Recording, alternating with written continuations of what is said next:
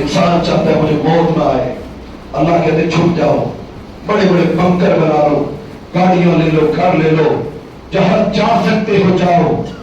Michael Jackson مثال تمہارے سامنے، موت سے بچنا چاہتا تھا، بلینز ڈالرز کمائے اس نے، لیکن کفن بھی نصیب نہ ہوا۔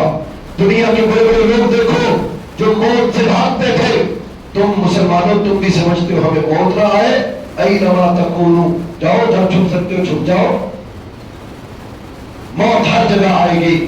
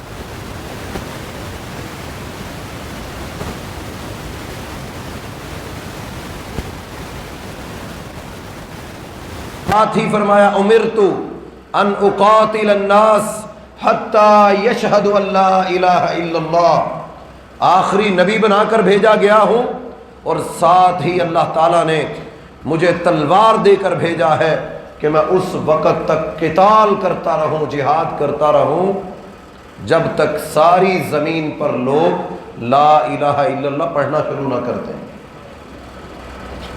سارے انسان ایک اللہ کو الہ ماننا شروع نہ کر دیں، اس وقت تک مجھے اللہ کا حکم ہے کہ میں نبی محمد صلی اللہ علیہ وسلم بھی جہاد کروں جب کہ اسلام پوری زمین پر غالب نہ آ جائے۔ یہ اللہ تعالیٰ نے میری ذمہ داری لگائی ہے۔ آپ شدت پسند نہیں تھے، اللہ کے نبی صلی اللہ علیہ وسلم جذباتی نہیں تھے، مدبرانہ سوچ اور صلاحیتوں کے ساتھ فیصلہ کرنے والے اور حکمت اور بصیرت اور اللہ کی مدد کے ساتھ انسانوں کے ساتھ رویہ اور سلوک پیش کرتے تھے۔ وہ نبی اپنی زبان سے کہہ رہے ہیں کہ اللہ تعالیٰ نے مجھے حکم دیا ہے کہ میں قتال کرتا رہوں، بلکہ فرمایا قیامت کا دن ہوگا، کچھ لوگ نماز والے دروازے سے جنت میں داخل ہوں گے کچھ لوگ زکوٰۃ والے دروازے سے داخل ہوں گے. اللہ رب العالمین نے، یہ اتنا عظیم عمل ہے کہ اللہ رب العالمین نے جنت کے 8 دروازوں میں سے ایک کا نام باب الجہاد رکھا ہے. جو جہاد کرتے رہے، جہاد کو پسند کرتے رہے، جہاد کی اعانت کرتے رہے، جہاد کو بیان کرتے رہے، جہادی جذبے رکھتے رہے، وہ باب الجہاد، جہاد کے دروازے سے جنت میں داخل ہو جائیں گے. رسول اللہ صلی اللہ علیہ وسلم نے پھر فرمایا، صحابہ اکرام کہتے ہیں کہ ہم آپس میں بیٹھے تھے تو ہم نے سوچا سب سے افضل عمل کون سا ہے. کوئی کہنے لگا افضل عمل یہ ہے کہ ہم نے اسلام قبول کر لیا، جو پہلے اسلام قبول کرنے والے تھے وہ زیادہ مقام اور مرتبے والے. کسی نے کہا نہیں نہیں، وہ جو بیت اللہ میں بیٹھے حاجی آتے ہیں نا دور دراز سے تھکے ہوئے، اللہ کا گھر بیت اللہ، روئے زمین پر اس جیسا کوئی ٹکڑا اور زمین نہیں ہے. جو بیت اللہ میں حاجیوں کو ستو پلاتے ہیں، ان کی خدمت کرتے ہیں، سب سے افضل عمل ان کا ہے. اللہ تعالیٰ نے قرآن مجید کی آیات اتاری، جبریل وحی لے کر زمین پر آئے. اور مسلمانوں تم نے کیا سمجھا؟ تم نے کیا سمجھا کہ بیت اللہ کے اندر حاجیوں کی خدمتیں کرنا، زکاتیں ادا کرنا، روزے اور عمرے اور حج کرنا، اور ایک وہ شخص جو اپنی جان ہتھیلی پہ رکھ کے اللہ کے کلمے کو زمین پر بلند کرنے کے لیے نکلا ہے، تم نے اس کو اور اس کو برابر کر دیا؟ کل مجاہد فی سبیل اللہ، ایسا ہرگز نہیں ہے. رسول اللہ صلی اللہ علیہ وسلم پر قرآن نازل ہوا کہ یہ خدمتیں اجر بڑا ہے، مقام بڑا ہے، مرتبے بڑے ہیں، یہ بھی کوئی کم فضیلت والے عمل نہیں. لیکن فرمایا جو جہاد ہے اس کا مقابلہ کوئی نہیں کر سکتا. یہی وجہ ہے کہ صحابہ کرام کی شدتیں بڑی ہوئی تھی، روتے تھے راتوں کو اٹھ اٹھ کر، وصیتوں میں لکھا کرتے تھے کہ یا اللہ اگر ایک سانس بھی اور ہو، بلکہ ایک صحابی نے تو کہا کہ جتنے میرے جسم پر بال ہے اتنی جانیں میری ہوں، اے اللہ ایک ایک کر کے میں تیری راہ میں گردن کٹواتا رہوں، یا اللہ تو قبول کرتا رہے، میں جان پیش کرتا رہوں. یہ جذبے کہاں سے آئے؟ کچی مسجد تھی، کھجور کے تنوں سے بنائی گئی. گرمی کی جب گرم ہوائیں چلتی تو اندر گرم لو لگتی، نمازیوں کو چہرے جل جاتے ان کے. بلوغ المرام میں حدیث ہے کہ اتنی گرم زمین ہوتی کہ ہم سجدہ کرنے لگتے تو ہماری یہ پیشانی زمین پر نہ لگتی تھی، ہم ہاتھ میں مٹی کو پکڑتے، اس کو ٹھنڈا کرتے، پھر زمین پر رکھتے اور پھر سجدہ کرتے. یہ کیفیت تھی اس مسجد کی جس مسجد میں بیٹھ کر وہ قرآن اور حدیث اور درس سنا کرتے تھے. اس مسجد کے نمازیوں کی یہ کیفیت تھی. سردی ہوتی، سردی کا عالم کیا ہوگا؟ صحابہ کرام کہتے سردی پڑتی تو سردی سے جسم کانپ رہے ہوتے. اللہ کے نبی صلی اللہ علیہ وسلم کے دور تک یہ مسجد ایسے ہی رہی. ابو بکر رضی اللہ تعالیٰ عنہ کے دور میں یہ مسجد ایسے ہی رہی. عمر بن خطاب رضی اللہ تعالیٰ عنہ کے دور میں یہ مسجد ایسے ہی رہی. لیکن دنیا کے اندر حکمرانی 22 لاکھ مربع میل پر اسلام کی سرحدیں پھیل چکی تھیں. کچی مسجد کے ممبر پر سننے والے وہ لوگ خطبے اور جمعے اور نصیحتیں اور قرآن اور آیات کو وہ اٹھا کر دنیا میں نکلے. اللہ رب العالمین نے ان کے رستے میں آنے والی ساری رکاوٹوں کو دور کر دیا. آج پکے گھروں میں، پکی مسجدوں میں، پکے ذہنوں کے ساتھ ہم پر قرآن اور آیات اور احادیث اثر نہیں کرتی. کیا وجہ ہے؟ آج فتوحات رک چکی ہیں. کیا وجہ ہے؟ کہ آج وہ رکاوٹیں دور نہیں ہو رہی، دن بدن ہر دن مسلمانوں پر مشکلات بڑھتی ہی چلی جا رہی ہیں. کیا وجہ ہے؟ اس مسجد کے نمازیوں کی کیفیت اور آج ہماری مسجدوں کے نمازیوں کی کیفیت کیا تھی؟ خطبہ ختم ہوا، نبی علیہ السلام نے فرمایا میرے صحابہ رکو رکو، ابھی بات کرنی ہے.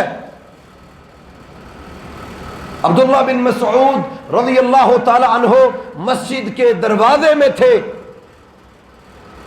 ایک پاؤں مسجد سے باہر تھا، ایک مسجد کے اندر تھا، اور اس کچی مسجد کے نمازیوں کی اللہ کے نبی صلی اللہ علیہ وسلم کی بات کانوں میں پڑی، رکو، بیٹھ جاؤ، میری بات کو سن لو پھر جانا.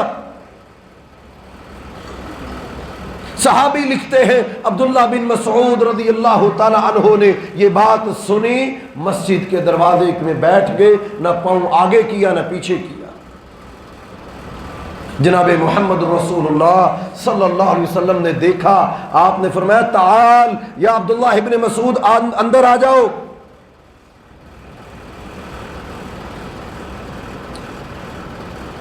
ان کی زندگیوں میں برکتیں اس وجہ سے تھیں کہ وہ جو سن لیتے، جو ان کے سامنے آ جاتا کہ یہ اللہ کا حکم ہے، یہ میرے نبی کا فرمان ہے، پھر ان کی اپنی تدبیریں، پھر اپنے مشورے، اپنے تجزیے، اپنی باتیں پیچھے رہ جاتی. اس مسجد کے نمازیوں کی یہ کیفیت تھی کہ اللہ رب العالمین نے 22 ملکوں کو ایک مسجد کے امام کے زیر سایہ کر دیا.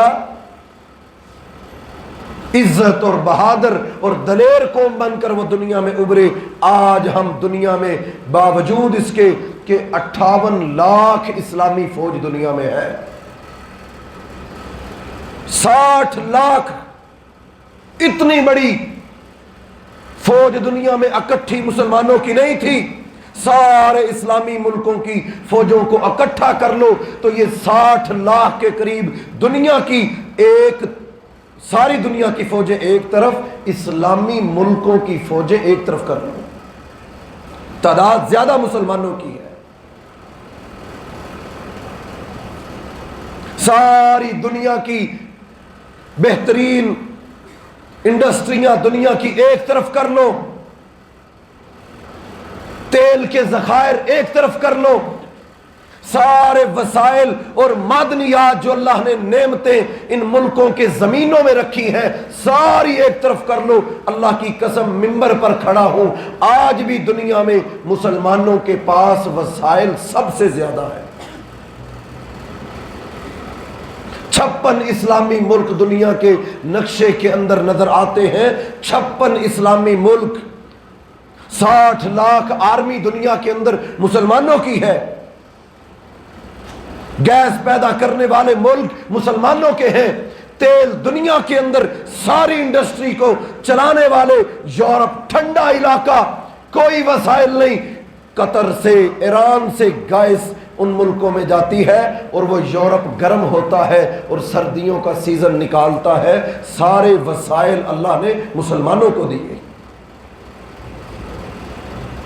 سارا کچھ دینے کے باوجود آج ہم مسلمان کہاں کھڑے ہیں؟ نہ ہم میں وہ جرت ہے، نہ وہ دلیری ہے، نہ وہ بہادری ہے، نہ وہ شوق شہادت ہے، نہ وہ جہاد کی محبت ہے. ہر کوئی ڈرتا پھر رہا ہے. اگر میں نے کوئی پریس کانفرنس کر دی، اگر کوئی بیان میں نے مسلمانوں کے حق میں دے دیا تو نہ ہم جنگ میں کود نہ پڑے.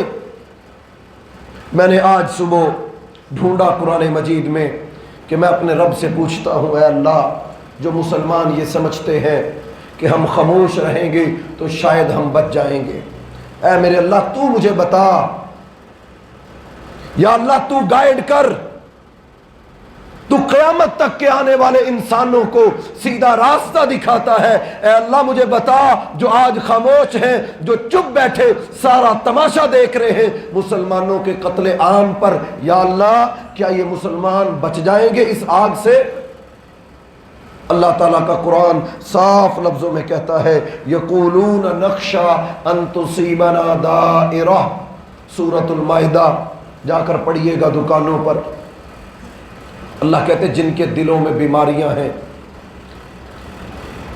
جن کے دلوں میں بیماریاں ہیں، جو خاموش رہتے ہیں، جو بات نہیں کرتے، جو سمجھتے ہیں اگر ہم نے بات کی تو وہ بڑے ہمارے آقا ناراض ہو جائیں گے، ہمیں بھی اس جنگ میں دھکیل دیں گے، کنارے کنارے رہتے ہیں، کسی بھی مسلمان کے حق میں یہ کھڑے نہیں ہوتے۔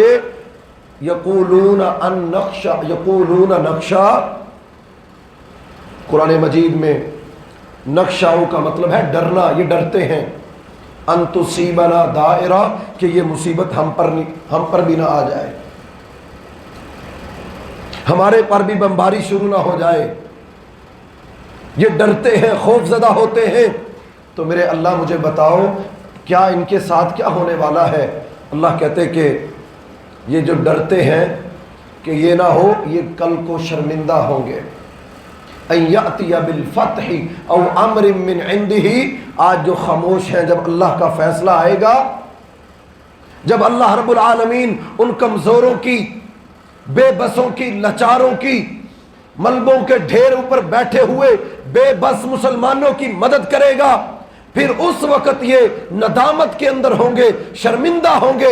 فرمایا کہ ایسے لوگ جو سمجھتے ہیں کہ ہم ان میں شامل نہ ہو جائیں، ڈرتے ہیں، کانپتے ہیں، ان سارے وسائل اور نعمتوں کے باوجود ان کو ڈرنا چاہیے۔ ہم بات نہیں کر رہے تھے، ہمارے وزیر بات نہیں کر رہے تھے فلسطین کے بارے میں، ڈر رہے تھے، تول کر سمجھ کر کہ امریکہ کو پتہ چلا ناراض ہوگا، اسرائیل کے خلاف بیان بازی دیتے ہوئے زبانیں گنگ تھیں۔ لو سن لو، راتوں رات انڈیا نے پاکستان کے بارڈروں پر حملہ شروع کر دیا۔ یہ اپنے میزائل، اپنے ٹیکنالوجی سنبھال کے بیٹھے تھے، ہم تمہارے ساتھ نہیں آ رہے، اور سمجھ رہے تھے ہم جنگ میں نہیں کودنا چاہتے۔ اللہ کا قرآن کہتا ہے کہ اگر تم نہیں کرو گے وَاتَّقُوا فِتْنَةَ اللَّهِ تُصِيبَنَّ الَّذِينَ ظَلَمُوا مِنْكُمْ خَاصَّةً، اگر تم یہ سمجھتے ہو کہ صرف وہ بھگت رہے ہیں، اگر تم یہ سمجھتے ہو یہ آزمائش ان پر ہے، تم غلط سمجھتے ہو، ان قریب تم پر بھی یہ آزمائش آنے والی ہے۔ اور دیکھ لو یہ رات کا حملہ یہ پورا پلاننگ کے ساتھ ہے کہ مسلمان الجھائی رکھو، یہ اپنی سرحدوں کی حفاظت کریں۔ اللہ کے نبی صلی اللہ علیہ وسلم نے اپنی امت کو ان حالات میں بڑا گائیڈ کیا کہ میرے لوگوں، یہ ذلتیں جو آج ہمیں نظر آ رہی ہیں، آج یہ جو ہمیں نظر آ رہا ہے کہ یہ اتنی زیادہ ضلالت دنیا میں مسلمانوں کی اس سے قبل کہیں نہیں تھی۔ جیلیں بنائی گئیں تو مسلمانوں کے لیے، گوانتا نامو بے جیل کس کے لیے بنائی گئی، کیوبا کی جیلیں کس کے لیے بنائی گئیں، یہ ظلم و ستم کشمیر میں، برما میں، عراق میں، شام میں، فلسطین میں، افغانستان میں، دنیا کے سارے اسلامی ملکوں میں، یہ سارے ظلم کے بازار، اور مسلمانوں کی اتنی مالی قوت اور جانی قوت ہونے کے باوجود کہ آج امت مسلمہ اس ضلالت کا شکار ہے۔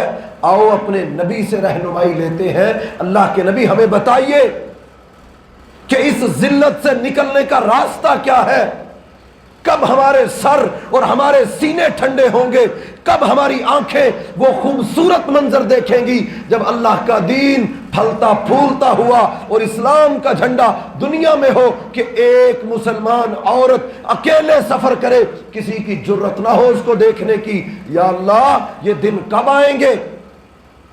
تو رسول اللہ صلی اللہ علیہ وسلم نے فرمایا میری امت کے اندر ایک وقت آئے گا کہ جب یہ لوگ، میری امت کے لوگ، مسلمان سودی کاروبار کریں گے، جہاد تو چھوڑ دیں گے، ترکتم الجہاد، جہاد کو ترک کر دیں گے، جہاد کو اپنائیں گے نہیں، جہاد کی بات نہیں کریں گے، جبکہ جہاد اسلام کی عمارت میں سے ایک اس کی چھت ہے۔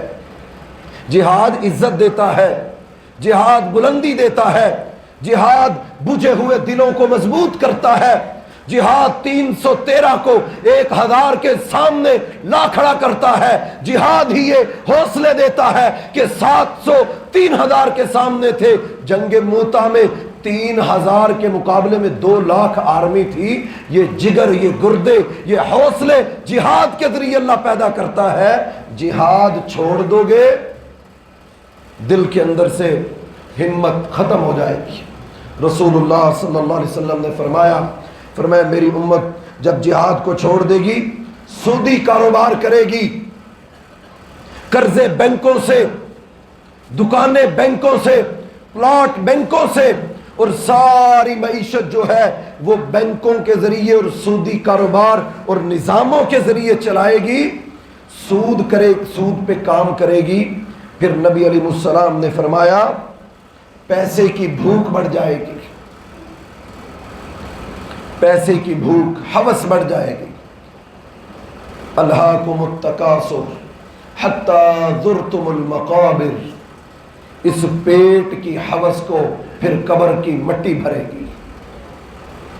فرمایا میری امت جب جہاد چھوڑ دے گی، سودی کاروبار کرے گی، پیسے کی ہوس بڑھ جائے گی، تیسرا فرمایا کہ بیل کی دموں کو پکڑ لے گی، صنعت میں، زراعت میں لگ جائے گی، تو پھر اللہ رب العالمین ان پر ذلت کو مسلط کر دے گا، ذلت مسلط کر دے گا۔ صلت اللہ علیکم ذلن، اللہ ان پر ذلت مسلط کر دے گا۔ جبکہ سوچا جائے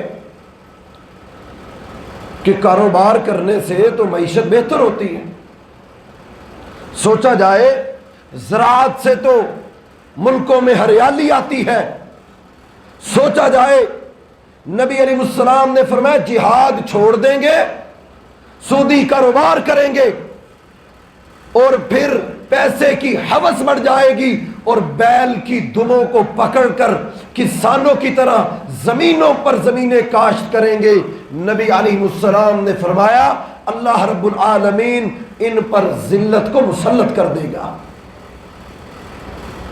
صحابہ اکرام نے پوچھا اللہ کے نبی صلی اللہ علیہ وسلم اس ذلت سے نکلنے کا راستہ کیا ہوگا،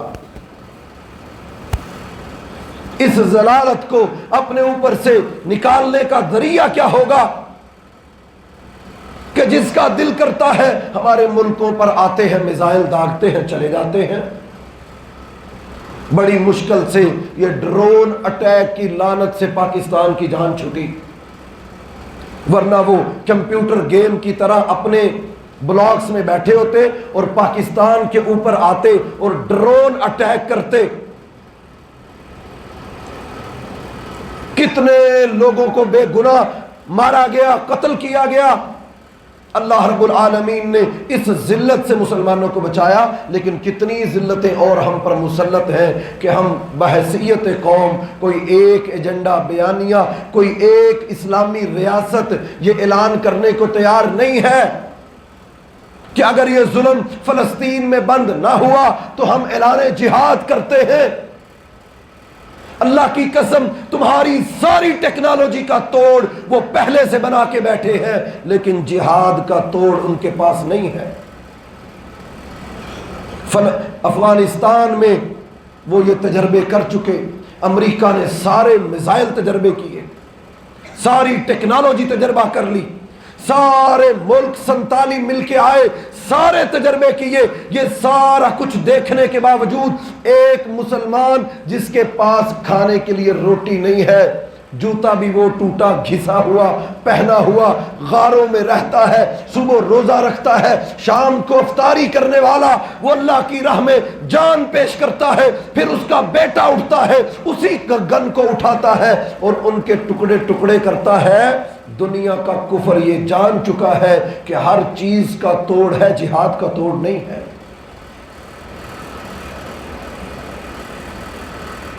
رشیا کو مسلمانوں نے توڑا، افغانستان میں امریکہ کو شکست مسلمانوں نے دی،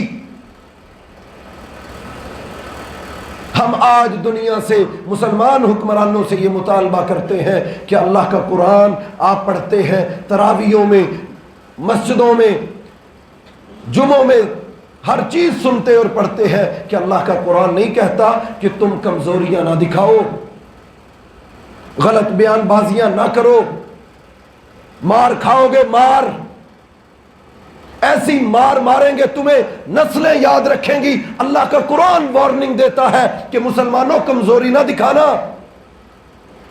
تمہارے دین کو، اسلام کو، محمد الرسول اللہ صلی اللہ علیہ وسلم کو یہ پسند نہیں کرتے، خاکے بناتے ہیں، ان کے کارٹونز بناتے ہیں۔ ابھی تم نے دیکھا نہیں، چند مہینے پہلے ہم لاہور کی سڑکوں پر احتجاج کر رہے تھے، حرمت رسول پر ہماری جان بھی قربان، تمہارے نبی کو یہ پسند نہیں کرتے، تمہارے دین کو یہ پسند نہیں کرتے، بات امن کی کرتے ہیں، دعویٰ یہ محبت کا کرتے ہیں، ان کی باتیں سن لو تو ایسے ہے دنیا میں امن کے ٹھیکیدار یہ ہیں۔ حقیقت میں جو آج قتل عام یہ کمزور نہتے مسلمانوں کا کر رہے ہیں، حماس نے حملہ کیا، ہم نے سوچا شاید عام شہریوں پر کیا ہوگا، ان کی تنصیبات پر کیا جہاں آرمی بیٹھی ہوئی تھی۔ کشمیر میں لڑنے والا مجاہد عام سویلین پر جہاد نہیں کرتا، جس نے گن اٹھائی ہے اور ارادہ اور نیت ہے کہ اس نے مسلمانوں کا قتل کرنا ہے، اس کے خلاف جہاد کرتا، اپنی مرضی سے نہیں کرتا۔ آئیے اللہ کے نبی صلی اللہ علیہ وسلم سے پوچھتے ہیں، اللہ کے نبی آپ کی امت اس ضلالت میں پڑ گئی، نکلے گی کیسے؟ لا تنزعہ، نبی علیہ السلام نے فرمایا نہیں نکلے گی، جتنی کوششیں کر لے، پلاننگیں کر لے، خاموش رہ لے، ہم اس جنگ میں کود نہ پڑے، ہمارا کوئی بیان ایسا نہ ہو، سارے وزیر بڑے چھوٹے خاموش، ان کے ٹویٹر خاموش، انسٹاگرام خاموش، کہ کوئی بیان ایسا چلا گیا امریکہ ناراض ہو جائے گا اور ہمارے تو گھر وہاں ہے، ہماری تو تجارتیں وہاں، ہم کیا کریں گے؟ نبی علیہ السلام نے 1400 سال پہلے کہا جب جہاد چھوڑو گے ذلت آئے گی، ذلت سے نکلنا کیسے ہے؟ فرمایا نہیں نکل سکو گے، کب تک؟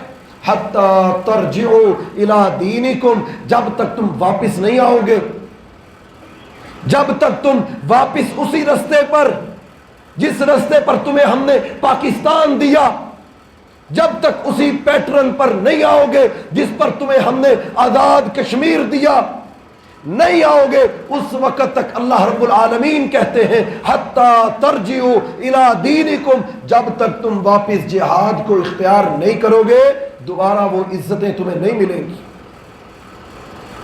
اور اس سے بڑا ظلم کیا ہوگا کہ مسلمان جو شہادت کو اعزاز سمجھا کرتا تھا اس نے اس کو بزدلی سمجھ لیا۔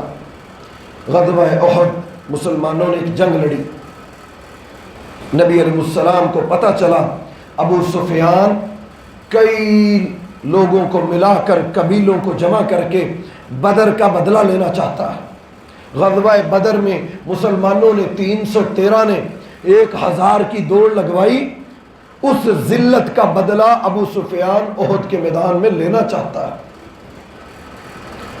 نبی علیہ السلام کو پتہ چلا، آپ نے فوراً سب کو جمع کیا، مشورہ کیا بتاؤ کیا کریں۔ نوجوان کہنے لگے اللہ کے نبی صلی اللہ علیہ وسلم اس سے خوبصورت کیا ہوگا، اللہ کا دشمن ہمارے مقابلے پر میدانوں میں نکل کر لڑتے ہیں۔ کچھ نے کہا نہیں مدینہ میں لڑتے ہیں، فیصلہ ہوا احد کے میدان میں لڑائی ہوگی۔ اللہ کے نبی صلی اللہ علیہ وسلم خود نکلے، صحابہ کرام بھی نکلے، اور احد کے میدان میں جا کر اللہ کے نبی صلی اللہ علیہ وسلم نے 50 لوگوں کو درے پر کھڑا کیا، پہاڑ پر کھڑا کیا کہ یہاں کھڑے ہو جاؤ، تم نے صرف تیر برسانے ہیں، میدان کے اندر نہیں آنا، دشمن کی بیک ڈور سے در اندازی کو روکنا ہے۔ اللہ کے نبی صلی اللہ علیہ وسلم نے میدان کو سجایا، جنگ شروع ہوئی، اللہ تعالیٰ نے مسلمانوں کو فتح عطا فرمائی، دشمن دوڑ پڑا۔ اب یہ جو 50 لوگ درے پر تھے، انہوں نے وہ درہ چھوڑا، نیچے آ گئے مال غنیمت جمع کرنے، جبکہ امیر کا حکم تھا کہ تم نے نیچے نہیں آنا۔ غلطی ہو گئی، اجتہاد کر لیا کہ جنگ تو ختم ہو گئی، اب اوپر کھڑے ہو کر کیا کرنا۔ خالد بن ولید رضی اللہ تعالیٰ عنہ مسلمان نہیں ہوئے تھے، انہوں نے وہ دیکھا کہ درہ خالی ہے، گھوڑے دوڑائے اور مسلمانوں کو پیچھے سے حملہ کر دیا۔ وہ میدان جس میدان میں مسلمان دشمن کو بھگا رہے تھے، مال غنیمت سمیٹ رہے تھے، اب وہ میدان، اس کا منظر کیا ہے؟ دشمن نے حملہ کیا، 70 مسلمان شہید ہو چکے ہیں۔ اللہ کے نبی صلی اللہ علیہ وسلم کے دندان زخمی ہو چکے، خون نکل رہا ہے، آنکھ کے نیچے تلوار کا زخم لگا ہے۔ وہ خود جو پہنی تھی وہ دانتوں میں لگی۔ ایک غلطی مسلمانوں سے ہوئی، وہ میدان جس میں فتح تھی، کوئی شہادت نہیں تھی، آج اس میدان میں کیا ہوا؟ مصعب بن عمیر رضی اللہ تعالیٰ عنہ بھی شہید ہو گئے۔ امیر حمزہ اللہ کے نبی صلی اللہ علیہ وسلم کے چچا، وہ شہید ہو چکے ہیں۔ سید الشہداء جن کو کہا گیا، تمام شہداء کے سردار اس میدان میں شہید ہو چکے ہیں۔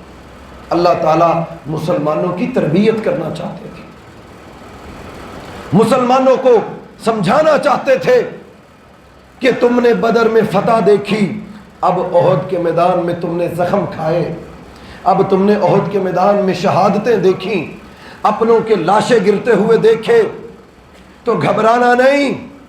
مسلمان ان شہادتوں پر مایوس نہیں ہوتے۔ جو آج دنیا میں یہ بیانیہ ہے کہ شہید ہو گئے، پوچھو ان سے جو شہید ہو رہے ہیں۔ ایک ماں اپنے بیٹے کو انٹرویو دیتے ہوئے دیکھتی ہے، فلسطینی ماں، اس کا بیٹا، اس نے نقاب پہنا ہوا میڈیا سے بات کر رہا ہے، اس کی ماں نے آ کر اس کا ماسک اتارا، کہا اتارو منہ سے ماسک، کیا کریں گے؟ شہید کر دیں گے۔ میں نے تجھے بھیجا اس لیے ہے کہ میں شہید کی ماں بنوں۔ یہ آج اس فلسطینی ماں کے جذبے ہیں جو آج میدانوں میں کھڑی ہے، اور یہاں ہم مسلمان یہ تبصرہ کریں کہ اتنی شہادتیں ہوگی، کیوں حملہ کیا؟ غزوہ احد میں اللہ رب العالمین نے مسلمانوں کو سمجھایا یہ شہادتیں نقصان نہیں ہیں، شہادت تو مقام اور مرتبہ ہے، مسلمان شہادتوں کی وجہ سے مایوس نہیں ہوتے۔ نبی علیہ السلام نے جب میدان میں دیکھا منظر، دشمن نے مصعب بن عمیر رضی اللہ تعالی عنہ کی شکل و صورت اللہ کے نبی صلی اللہ علیہ وسلم کے ساتھ ملتی جلتی تھی، مصعب شہید ہوئے۔ ایک کافر نے بلند آواز نعوذ باللہ من ذالک یہ کہنا شروع کر دیا، مسلمانوں کے امیر جناب محمد الرسول اللہ صلی اللہ علیہ وسلم کو ہم نے شہید کر دیا۔ آپ تصور کریں، جو دیکھا کرتے تھے تو لڑا کرتے تھے، جو چہرے کو دیکھتے جن کی بھوک اور پیاس ختم ہو جاتی، اس چہرے کے بارے میں جب میدان میں یہ اعلان ہوا کہ اللہ کے نبی صلی اللہ علیہ وسلم دنیا سے چلے گئے، صحابہ کرام کہتے ہیں ہم نے تلواریں زمین میں گاڑ کر سر رکھ لیے، اب کس کے لیے لڑیں؟ اب کس کے لیے لڑیں؟ پہلے تو ان کے ساتھ لڑا کرتے، ان کی کمان میں لڑا کرتے۔ اللہ رب العالمین نے مسلمانوں کو مدد دی۔ ایک مسلمان کھڑا ہوا، کہا یہ جھوٹ بولتا ہے، اللہ کے نبی بالکل ٹھیک ہے اور زندہ ہے۔ مسلمانوں کو پھر اللہ تعالیٰ نے یہ چوتھا سپارہ آل عمران کا آخری، یہ جتنے صفحات ہیں یہ پڑھیے گا۔ اللہ تعالیٰ ان مسلمانوں کو جو شہادتوں پر مایوسیوں کی باتیں کرتے ہیں، بار بار کہتے ہیں کہ تم مایوس نہ ہوا کرو، یہ شہادتیں، یہ زخم، یہ میدانوں کا حصہ ہے، تم نے بھی تو ان کو مارا۔ افغانستان میں کتنی بڑی ضلالت، رات کی تاریکیوں میں لائٹیں بند کر کے یہ بھاگے۔ مسلمانوں، اللہ نے تمہیں بھی تو فتح دی، تم اس فتح پر خوش تھے، شہادتوں کے بعد تمہیں فتح دی اللہ تعالیٰ نے، تو آج فلسطین کی شہادتوں پر ہاں دل غمزدہ ضرور ہے، بوجھل ہے، لیکن اس سے بڑی تکلیف یہ ہے کہ تمام مسلمانوں کو جو ایک بیانیہ اور متفقہ فیصلہ کرنا چاہیے تھا، اس طرح مضبوط آواز کسی نے نہ نکالی۔ ساری دنیا کے مسلمان ملکوں سے وہ امریکہ کا وزیر خارجہ 2 دن پہلے پریس کانفرنس میں کہتا ہے میں تمام دنیا کے ملکوں سے مطالبہ کرتا ہوں حماس دہشت گرد تنظیم ہے، اس کی مذمت کی جائے، اس کا بائیکاٹ کیا جائے، مارے بھی ہمیں، شہادتیں بھی ہماری ہو، مسجدیں ہماری گرائیں، اقصی پر قبضہ وہ کر رہے ہو۔ اور دیکھیں کہ بیان بازی یہ ہے کہ تمام مسلمان ملک، اس سے بڑی ضلالت امت مسلمہ کی کیا ہوگی؟ نبی علیہ السلام نے فرمایا تھا کہ اس ذلت سے نہیں نکل پاؤ گے حتی ترجعوا، جب تک واپس نہیں آؤ گے، جب تک دوبارہ اس مشن کو، جس مشن کے اوپر اللہ رب العالمین نے میں محمد پاک صلی اللہ علیہ وسلم کو بھیجا، فرمایا اللہ نے مجھے تلوار دے کر بھیجا کہ میں اس زمین سے فتنے کو ختم کروں۔ وہ فتنہ کیا ہے؟ وَقَاتِلُوهُمْ حَتَّى لَا تَكُونَ فِتْنَةٌ، یہ زمین پر جو دن دراتے پھرتے ہیں، جس کو چاہتے ہیں مارتے ہیں، جس کے بارے میں چاہتے ہیں فیصلہ کرتے ہیں، اللہ کہتے ہیں میں مسلمانوں تمہارے ہاتھوں قاتلوہم یعذبہم اللہ بأیدیکم ویخذہم وینصرکم علیہم ویشفی صدور قوم مؤمنین، اللہ کہتے ہیں تم لڑو، میں تمہارے سینوں کو ٹھنڈا کروں گا ان کو عذاب دے کر۔ اس زمین سے فتنے کو ختم کرنا یہ مسلمانوں کا کام ہے۔ اللہ کہتے ہیں میں تمہیں حکم دیتا ہوں کتب علیکم القصاص، جیسے جہاد فرض، کتب علیکم الصیام، روزے تم پر فرض، اسی طرح کتب علیکم القتال، جہاد بھی تم پر اسی طرح فرض ہے۔ کتب علیکم القصاص، جن مسلمانوں کو ناحق قتل کیا گیا ان مسلمانوں کا بدلہ لینا بھی تم پر فرض کر دیا گیا۔ کتب علیکم، کتب علیکم جو روزوں کے بارے میں کہا، اسی طرح قتال کے بارے میں کہا، اسی طرح قصاص کے بارے میں کہا۔ یہ قرآن مسلمانوں کو جھنجھوڑتا ہے کہ تم اپنی مرضی سے زندگی بسر نہ کرو، اللہ کے فیصلوں کو دیکھو۔ یا اللہ ایک تو ہو گیا کہ ہمارے قتل ہوئے، ہم قتل کا بدلہ لیں، دوسرا فرمایا اگر وہ تمہارے دین کا مذاق اڑائیں، اگر اسلام کا مذاق اڑائیں، تمہارے نبی کے خاکے بنائیں، اگر وہ تمہارے دین کا استہزاء کریں تو پھر اللہ کا تمہیں حکم ہے پھر اپنے ہاتھ نہیں روکنے۔ فَاضْرِبُوا فَوْقَ الْأَعْنَاقِ وَاضْرِبُوا مِنْهُمْ كُلَّ بَنَانٍ، پھر ان کے جوڑ جوڑ پر مارو۔ ہم بڑے سادہ لوگ ہیں، نہیں جی مسجد بنانا بھی جہاد ہے، 40 دن کا چلہ لگا کے یہ بھی تو جہاد ہے جی آج کے دور میں بچوں کی شادیاں کر رہے ہیں، یہ بھی تو جہاد۔ مسلمانوں نے جہاد کی اپنی مرضی کی اصطلاح بنا لی، جناب میں بڑا جہاد کر رہا ہوں۔ کیا جہاد ہے جی آپ کا؟ میں نے مسجد بنوائی، میں نے گھر بنوایا، میں نے فلاں کام کیا، میں نے فلاں کام کیا، یہ مسلمانوں کے ہیں۔ وہ دشمن نے کیا کیا؟ اس نے کہا دنیا میں جتنی جہادی تنظیمیں ہیں ان کو دہشت گرد کہو، شدت پسند کہو، ان کے آمدنی کے اس سرکل کو چلانے کے جتنے ذرائع ہیں ان کو بند کر دو۔ پاکستان میں ان کو پتا چلا کہ یہ مسلمان قربانی کرتے ہیں اور اس کی کھال چمڑا پاکستان میں مدرسے اور مجاہدین جمع کرتے ہیں۔ اللہ کے ان بدبخت ظالموں دشمنوں نے وہ کھال، وہ چمڑا جس سے جہاد کو تقویت ملتی تھی، اس کے ریٹ کو ایسے گرایا کہ کوئی بھی اس کو خرید نہ سکے۔ لیکن میں یہ کہتا ہوں جہاد بجٹ سے نہیں چلتے، یہ مسلمانوں کی تاریخ بھری پڑی ہے۔ تتاریوں نے حملہ مسلمانوں پر کیا، ابن تیمیہ رحمہ اللہ کچھ نہیں تھا لیکن نکلے میدانوں میں، اللہ تعالیٰ نے 7 سال بعد دوبارہ فتح عطا کر دی۔ جہاد بجٹ سے نہیں ہوتا۔ جہاد اللہ کے حکم سے ہوتا ہے، اور وہ خوش نصیب ہیں اللہ کی قسم روئے زمین پر جن کے سینے میں جہاد کی شمع جلتی رہتی ہے، امت کا درد رکھتے ہیں، کمزوروں کے لیے اٹھ اٹھ کر تہجدوں میں دعائیں کرتے ہیں۔ کتنے نوجوان جو ہمیں ملتے ہیں کہتے ہیں آپ دعا کر دیں، ہمیں اللہ شہادت دے، فلسطین میں جائیں، کشمیر میں جائیں۔ یہ جہاد کے جذبے یہ دنیا جان چکی ہے۔ ہم سمجھتے ہیں بجٹ ہوگا تو کام ہوگا، اللہ کہتے ہیں میرے یہ فیصلے نہیں ہیں، میں کام لینے پہ آؤں تو ابرہا کے لشکروں کو، ہاتھیوں کے لشکروں کو، چھوٹی سی مخلوق میری، میں چڑیا سے، اس چھوٹے چھوٹے پرندوں سے تباہ کر دیتا ہوں، اور میں کام لینے پہ آؤں تو ایک مچھر سے میں کام لے لیتا ہوں۔ میں کام لینے پہ آؤں، یہ تمہارے بغل میں افغانستان، پتھروں میں رہنے والے، کوئی ٹیکنالوجی، کوئی بینک نہیں، اکاؤنٹ نہیں، کوئی واٹس ایپ، فیس بک، انسٹاگرام چلانا نہیں آتا۔ اللہ کہتے ہیں میں کام لینے پہ آؤں۔ 40 سال لڑنے والی یہ قوم رشیا کو توڑا، افغانستان کے اندر امریکہ کو بھگایا۔ اللہ کہتے ہیں میں کام لینے پہ آؤں تو میں اپنے بندوں سے لیتا ہوں، میں بجٹ نہیں دیکھتا۔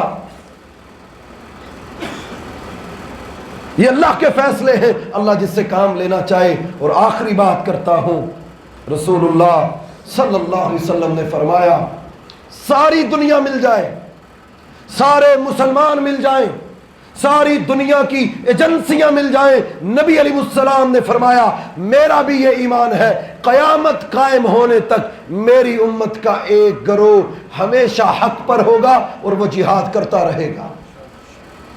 فرمایا قیامت قائم ہونے تک میری امت کا ایک گروہ، فرمایا جابر سے جابر، ظالم سے ظالم بھی ان کا راستہ نہیں روک سکے گا۔ نبی علیہ السلام نے فرمایا میری امت کا ایک گروہ ہمیشہ حق پر رہے گا، وہ لڑتا رہے گا، وہ قتال کرتا رہے گا، حتیٰ کہ وہ قتال کرتے کرتے عیسیٰ علیہ السلام کے ساتھ مل کر دجال کا مقابلہ کریں گے۔ جاؤ جا کر اللہ کے نبی کی یہ باتیں احادیث میں پڑھ لیجئے، دنیا ادھر کی ادھر ہو جائے، جہاد کو یہ روک نہیں سکتے، نہ روک سکیں گے۔ آج یہ ضرورت ہے کہ امت کے اندر شوق جہاد پیدا کیا جائے، شہادت کا جذبہ ہونا چاہیے۔ انسان اینما تکونوا یدرککم الموت، انسان چاہتا ہے مجھے موت نہ آئے، اللہ کہتے چھپ جاؤ، بڑے بڑے بنکر بنا لو، گاڑیاں لے لو، گھر لے لو، جہاں جا سکتے ہو جاؤ۔ مائیکل جیکسن مثال تمہارے سامنے، موت سے بچنا چاہتا تھا، بلینز ڈالرز کمائے اس نے، لیکن کفن بھی نصیب نہ ہوا۔ دنیا کے بڑے بڑے لوگ دیکھو جو موت سے بھاگتے تھے، تم مسلمانوں تم بھی سمجھتے ہو ہمیں موت نہ آئے، اینما تکونوا، جاؤ جہاں چھپ سکتے ہو چھپ جاؤ، موت ہر جگہ آئے گی، تو پھر کیوں نہ، مرنا تو ہے تو دعا کریں یا اللہ موت دینا تو شہادت کی موت دینا، یا اللہ آخری وقت آئے تو کلمہ نصیب ہو، یا اللہ قیامت کے دن جب کھڑے ہوں، ہاں ہم مجبور تھے، ہیں ہم پہ پابندیاں ہیں، حالات کی سختیاں ہیں، ہم سرحدوں کے پابند ہیں، لیکن یا اللہ ہمارے دلوں میں ایمان کی شمع تھی، ہمارے سینوں میں ان کمزور مسلمانوں کے لیے محبت تھی، یا اللہ ہم دعائیں کرتے تھے، ہم لوگوں کو کہتے تھے، ہم حکمرانوں سے کہتے تھے کہ جہاد دہشت گردی نہیں ہے، جہاد اس ظلم کو جو آج دنیا میں ہو رہا ہے اس کو روکنے کا واحد حل جہاد ہے۔ آج کوئی ایک اسلامی ریاست جس کی کوئی معیشت نہیں، اللہ کی قسم صرف اتنا اعلان کر دے کہ اگر اسرائیل باز نہ آیا تو ہم اعلان جہاد کرتے ہیں، 2 دن بعد رزلٹ دیکھ لیجئے گا، یہی لوگ آپ سے منتیں ترلے کر کے معاہدے نہ کرے تو پھر کہیے گا آج وہ ٹیسٹر لگا لگا کر مسلمانوں کو چیک کر رہے ہیں۔ تو اللہ رب العالمین ان ذلتوں سے امت مسلمہ کی حفاظت فرمائے، اللہ تعالیٰ اسلام کو، مسلمانوں کو سربلندیاں عطا فرمائے۔ اقول قولی ھذا استغفر اللہ لی ولکم ولسائر المؤمنین۔ ان الحمد لله نحمده ونستعينه ونستغفره ونؤمن به ونتوكل عليه ونعوذ بالله من شرور انفسنا ومن سيئات اعمالنا، من يهده الله فلا مضل له ومن يضلل فلا هادي له، واشهد ان لا اله الا الله وحده لا شريك له واشهد ان محمدا عبده ورسوله۔ اگلے خطبہ جمعہ میں انشاءاللہ ہم صحابہ کرام رضوان اللہ علیہ مجمعین کی زندگی کے وہ سنہری واقعات جو میدان جہاد میں جو زندگیاں بسر کر کے گئے، جو جانیں پیش کر کے گئے، اللہ نے ان کو یہ مقام اور مرتبے دیے، انشاءاللہ ان کی زندگی سے جہادی کارنامے ہم بیان کریں گے۔ اللہ رب العالمین ہم سب کو وقت پر آ کر اور اس بہترین خطبات کا جو ہم نے یہ آغاز کیا، اللہ تعالی ہم سب کے ایمان میں اضافہ فرمائے۔ اور اسی طرح ایک بہت اہم اعلان ہے کہ الحمدللہ اللہ تعالیٰ نے مجھے بھی یہ توفیق دی، آپ بھائیوں کو علم ہے کہ ہم جب سے یہ سیلاب گیا ہے ہم نے کام نہیں چھوڑا، اللہ تعالیٰ نے توفیق دی، تھوڑا تھوڑا کر کے ہم لگے رہے۔ تو ہم نے پھر یہ سوچا کہ اس علاقے میں ایک ایسا انسٹیٹیوٹ، اسلامک سینٹر بنایا جائے جہاں پر ہم ان بچوں کو جن کے والدین سیلاب کی وجہ سے اب سکولوں میں نہیں بھیجیں گے، فصلیں تباہ ہو گئیں، تو الحمدللہ آپ کے لاہور شہر سے ہی چند لوگوں نے وہاں ہمیں حوصلہ دیا، ہم نے وہاں جگہ لی، تو اس وقت وہاں 3 کنال کے قریب ہم ایک بہت بڑا مرکز بنا رہے ہیں۔ تو اس وقت وہ لینٹر کے قریب ہے، اللہ نے مدد کی، لینٹر تک ہم پہنچ چکے ہیں۔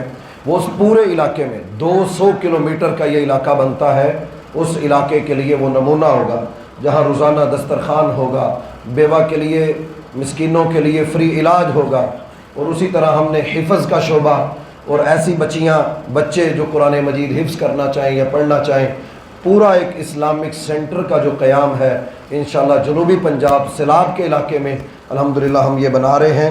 تو ابھی 2 دن پہلے ہم وہاں سے آئے ہیں، تو ان کی ڈیمانڈ تھی کہ ہم لینٹر ڈالنا چاہتے ہیں، تو ہم نے وہاں سے ان سے ایسٹیمیٹ لیا۔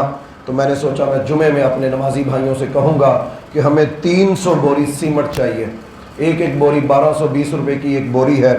تو اگر ہم جتنے یہاں بیٹھے میرے بھائی ایک بوری بھی سیمٹ کی دے دیں تو انشاءاللہ وہ مرکز ہمارا مکمل ہو جائے گا۔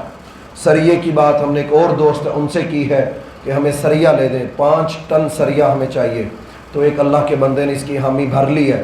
تو انشاءاللہ یہ اگر آپ بھائی بھی مل کر اس میں حصہ ڈال دیں تو انشاءاللہ یہ سیلاب سے متاثرہ اس علاقے میں جہاں شاید کہ وہ زندگی میں گھر نہ بنا پائیں، ان کے لیے یہ تربیت گاہ بہت بڑی ہوگی۔ اللہ تعالیٰ آپ بھائیوں کا دیا ہوا قبول فرمائے۔ ہمارے یہاں کے ذمہ دار عمر مجید بھائی، محبوب عالم صاحب بھی، جو بھائی ان کو جانتے ہیں ان سے رابطہ کریں، انتظامیہ سے کریں، جو مجھ سے رابطہ کر سکتے ہیں وہ کریں، اور انشاءاللہ ہم نے اسی ہفتے میں یہ لینٹر مکمل کرنا ہے۔ اللہ تعالیٰ آپ بھائیوں کا دیا ہوا قبول فرمائے۔ ہمارے مسجد کے ایک نمازی ہیں، ان کی طرف سے یہ اعلان ہے، ایک مریضہ دماغ کے کینسر میں مبتلا ہے، کافی سیریس ان کی حالت، اللہ تعالیٰ ان کو شفاء کامل عاجلہ نصیب فرمائے۔ جتنے بیمار ہیں جو دعاؤں کے لیے نہ کہہ سکے، اللہ ان تمام بیماروں کو شفاء کامل عاجلہ نصیب فرما، جو دنیا سے چلے گئے اللہ ان کی مغفرت فرما۔ اما بعد فإن خير الحديث كتاب الله وخير الهدي هدي محمد صلى الله عليه وسلم وشر الأمور